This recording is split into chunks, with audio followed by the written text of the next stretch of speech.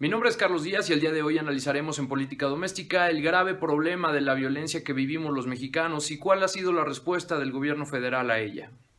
El creciente y rampante empoderamiento del narco en México, el alarmante crecimiento del número de muertes violentas en nuestro país, han dejado de manifiesto que Andrés Manuel López Obrador es el presidente más laxo y más omiso en materia de combate al crimen organizado. De acuerdo a los números oficiales, el número de muertes por COVID-19 en nuestro país sigue siendo inferior al número de muertes violentas a manos del crimen organizado. Todos los mexicanos fuimos testigos de lo que el demagogo fue capaz de decir durante su campaña con tal de llegar al poder. Yo quiero que bajemos la delincuencia cuando menos a la mitad. Terminar a la mitad de lo que tenemos, de la incidencia delictiva terminar con de los últimos 10, 12 años. A la mitad, sí, me dicen. Sí, sí. Al final de eso... No hay mucho que esperar respecto a lo que nos dirá ahora con tal de permanecer en él. Ha ido bajando, se ha ido serenando la situación social, hay menos inseguridad. Ahora... Pero la realidad es ineludible. Y aquel que en su día se declaró el paladín de la corrupción, aquel que dijo que iba a combatirla hasta sus últimas consecuencias, hasta erradicarla por completo, hoy prefiere voltear hacia otro lado y hacer como que no existe el problema más grave que la corrupción ha engendrado en nuestro país, el crimen organizado. Acabar con la corrupción. Está demostrado que en los países donde no hay corrupción no hay pobreza. Corrupción es la causa principal de la desigualdad social y económica en el país.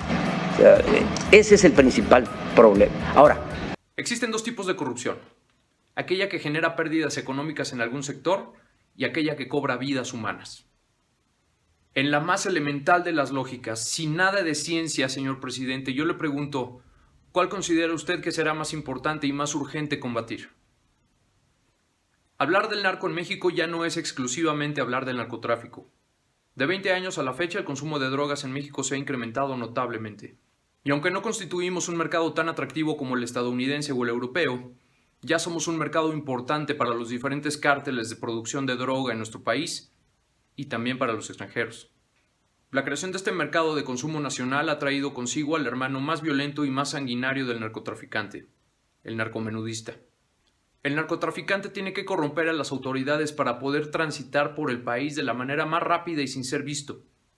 En cambio, el narcomenudista tiene que corromper a las autoridades para poder quedarse en una plaza y ocuparla, tener el poder y el control absoluto de esta, de manera que finalmente el narcomenudista se convierte en la autoridad local.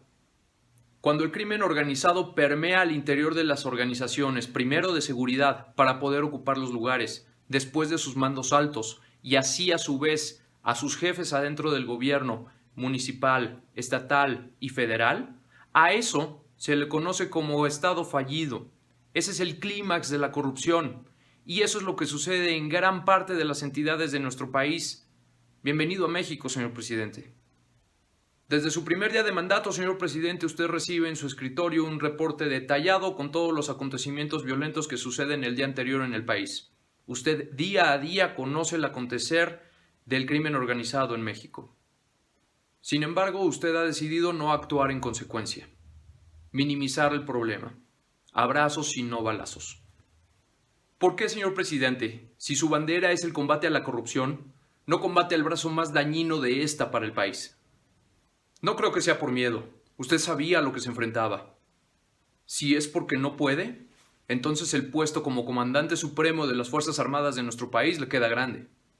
Y si es porque simplemente no quiere, entonces es usted cómplice y promotor de la peor clase de corrupción que hay en el país. Es usted un presidente corrupto. Insisto, la realidad es una, y los hechos no dejan mucho espacio a donde moverse. La responsabilidad es de usted como comandante supremo de nuestras Fuerzas Armadas. Por favor, una vez más, le pido que asuma su rol como presidente y comience a gobernar este país. Si la tendencia de su gobierno continúa, este sexenio terminará con alrededor de 200,000 mexicanos fallecidos a manos del crimen organizado. El número de muertes diarias, tanto por COVID-19 como a manos del crimen organizado, es un grito a su persona que diario le reclaman acciones dignas de un jefe de Estado. Los mexicanos seguimos esperando. Gracias por acompañarme en otra cápsula de política doméstica. Mi nombre es Carlos Díaz. Hasta la próxima.